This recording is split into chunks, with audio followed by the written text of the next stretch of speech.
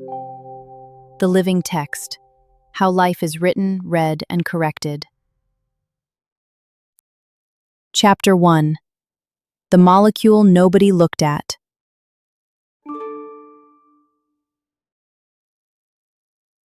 In 1869, a Swiss physician was studying pus from surgical bandages. Inside the white blood cells, he found a substance nobody recognized, acidic, rich in phosphorus, and hiding in the nucleus. He called it nuclein. Almost nobody cared. For decades, biologists assumed that heredity was carried by proteins. Proteins had 20 different building blocks, endless variety, obvious complexity. This other molecule had only 4. 4 letters seemed far too few to write a human being. In 1928, an English bacteriologist made a strange discovery. Dead, harmful bacteria could pass their lethal property to live, harmless ones. Something had crossed over. Something in the corpses was carrying instructions. 16 years later, 3 researchers in New York destroyed each component of those dead bacteria in turn. They destroyed the proteins, the transformation still happened, they destroyed the nucleic acid, it stopped. The answer was published in 1944. It was widely doubted. The doubt ended in 1952, with an experiment involving radioactive markers and an ordinary kitchen blender. Viruses inject something into bacteria. The experiment showed what they inject is not protein, it is DNA. Now the question changed. If 4 letters carry the message, how does the molecule copy itself? The answer would not come from chemistry, it would come from its shape. And to see a shape that's small, you cannot use light. Chapter 2. Photograph 51.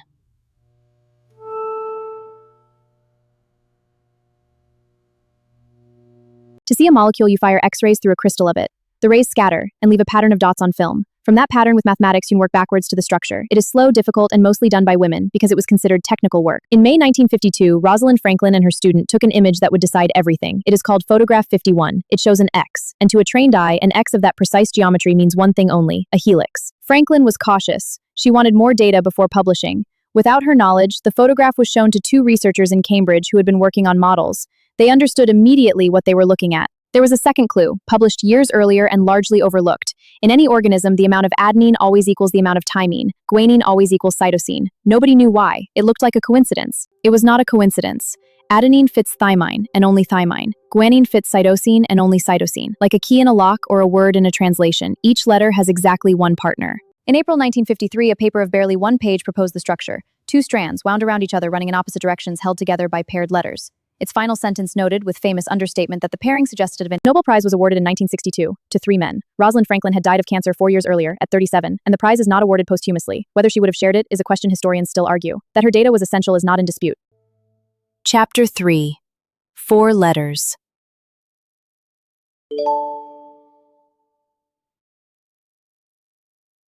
The alphabet has 4 letters: adenine, thymine, guanine, cytosine. Every living thing on this planet, from a bacterium in boiling water to the person watching this, is written with these 4, and nothing else. The 2 strands form the handrails of a twisted ladder.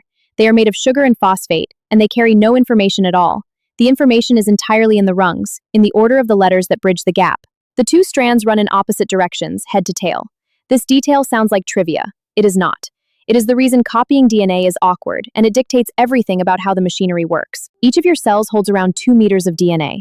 To fit, it is wound around protein spools, coiled, and coiled again. Stretched end to end, the DNA in one human body would reach beyond the solar system. The human genome is about 3.1 billion letters long. If you read 1 letter per second, without sleeping, you would finish in 98 years. It fits in every cell you own. And here is the elegance the 1953 paper only hinted at. Because each letter has exactly one partner, either strand contains the full message. Split the molecule, and each half can rebuild the other. Every cell in your body descends from one fertilized egg by copying, and every one of those copies descends unbroken from the first cell that ever divided. Life has never restarted, it has only been transcribed. Chapter 4. The Copying Machine.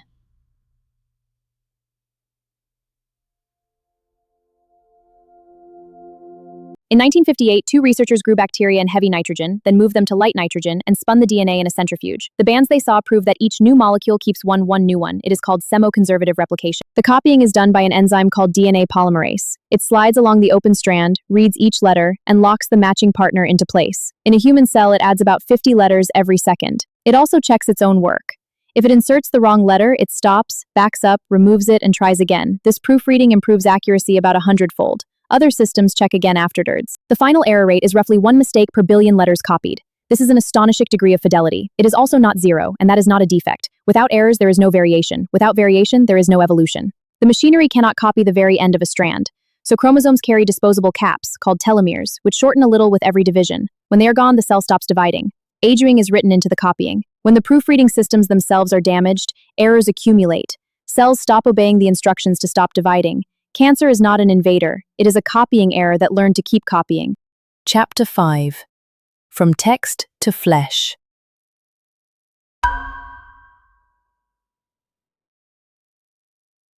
But DNA does nothing. It cannot move, digest, or think. It is a text. The question that occupied the next 15 years was how a sequence of letters becomes a hand, an eye, a thought. The master copy never leaves the nucleus. Instead, a section is transcribed into a temporary molecule called RNA, a single strand disposable sent out into the cell. It is a working photocopy of one page. The RNA is fed into a machine called a ribosome, the oldest machine on Earth, present in every living thing. It reads the letters 3 at a time, and for each triplet it adds 1 amino acid to a growing chain.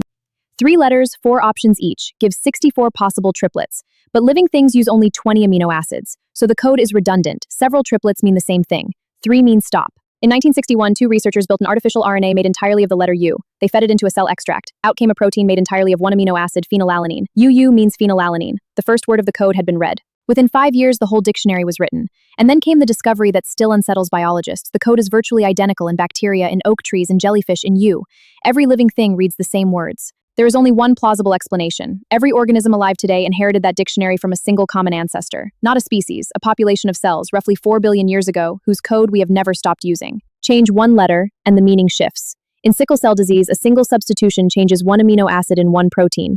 The blood cell deforms. That one letter out of 3 billion alters an entire life. Chapter 6. The Desert That Was Not One.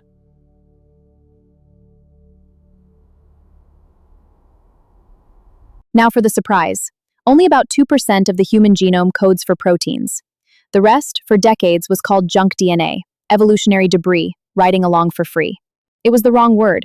Much of that region is regulation, switches that decide which genes are read, in which cell, at what moment. Your liver and your brain share the same text. They differ in which parts they are permitted to read. But be careful. A large consortium once claimed most of the genome is functional. Others argued the definition of function had been stretched until it meant nothing. The debate is not settled. What is certain is that junk was a failure of imagination and total function is a failure of evidence. Human genes are not continuous. They are interrupted by long stretches that are transcribed, then cut out and thrown away. What remains is spliced together. The same genes, spliced differently, can produce several different proteins. Before the genome was read, biologists expected around 100,000 human genes.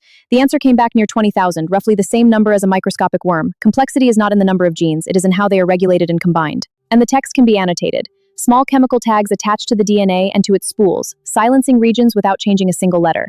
This is epigenetics, not what is written, but what is allowed to be read. Children conceived during a wartime famine in the Netherlands showed altered health decades later, and so, in some measures, did their children. Environment leaves marks. How far those marks pass down, and for how long, remains actively debated.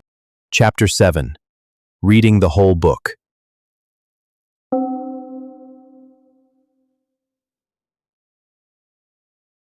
In 1990, an international project set out to read all 3 billion letters of a human genome. It was expected to take 15 years and cost $3 billion. A private company began racing it. The draft was announced in 2000. The first human genome cost hundreds of millions of dollars. Today, sequencing one costs a few hundred and takes about a day. Almost no technology in history has become cheap this fast. And it was not finished. Around 8% could not be read, long stretches of repeated letters that the technology could not resolve. The truly complete sequence of a human genome was only published in 2022, 19 years later. Reading a genome does not predict a person. Most traits depend on hundreds of genes, each contributing a fraction, interacting with food, stress, chance, and environment. Identical twins share every letter, and they do not live the same life. Except sometimes it does. A few thousand conditions are caused by a single faulty gene, inherited with brutal predictability. For those families, reading the text is not curiosity, it is the difference between knowing and not knowing. Genomes are now read by the million. They are used to trace ancestry, to match tumors to drugs, to identify the dead. They are also stored, sold, and subpoenaed. A genome is the only personal data you cannot change, and you share most of it with your relatives. Chapter 8. The DNA of the Dead.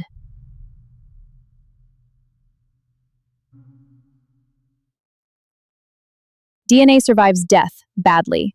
In cold, dry places, it can persist for tens of thousands of years, broken into fragments and swamped by the DNA of bacteria and of the archaeologists who touched it.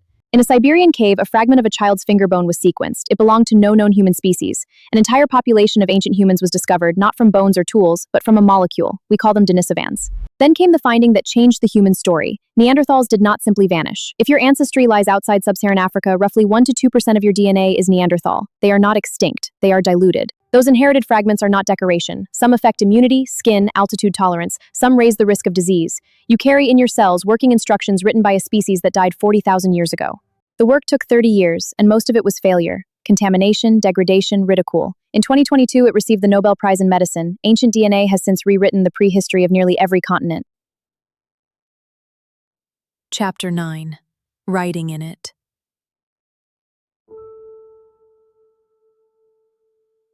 Bacteria have been attacked by viruses for billions of years. They defend themselves by storing pieces of viral DNA, like mugshots, and using a protein to cut any sequence that matches. Scientists studying yogurt cultures found it. In 2012, two researchers showed the system could be reprogrammed. Give the protein a guide made of RNA, and it will find any sequence you choose in any genome and cut it. Cheap, precise, and available to any competent laboratory. This is no longer theoretical. In December 2023, regulators approved the first CRISPR therapy. Cells taken from patients with sickle cell disease edited outsidered. The deslisphorum 1 changed letter can now be treated by changing it back. But it cuts elsewhere too, sometimes. The cell repairs the cut in ways that are hard to control. Editing a cell in a dish is not editing a living organ. Most of the difficulty in genetic medicine is not the scissors, it is delivery. In 2018, a researcher in China announced he had edited embryos and that 2 babies had been born. The changes would pass to their children and their children's children. The scientific community condemned it. He went to prison. The line had been crossed, badly, and by one man alone. So the question is no longer whether we can rewrite it. We can. The question is who chooses which sentences are errors. A disease is easy to agree on. Deafness is not. Height is not. The molecule has no opinion. It never had one. 4 letters copied for 4 billion years with just enough error to allow you to exist. You did not inherit a blueprint. You inherited a manuscript, corrected and recopied by every ancestor you have ever had. Thank you for watching.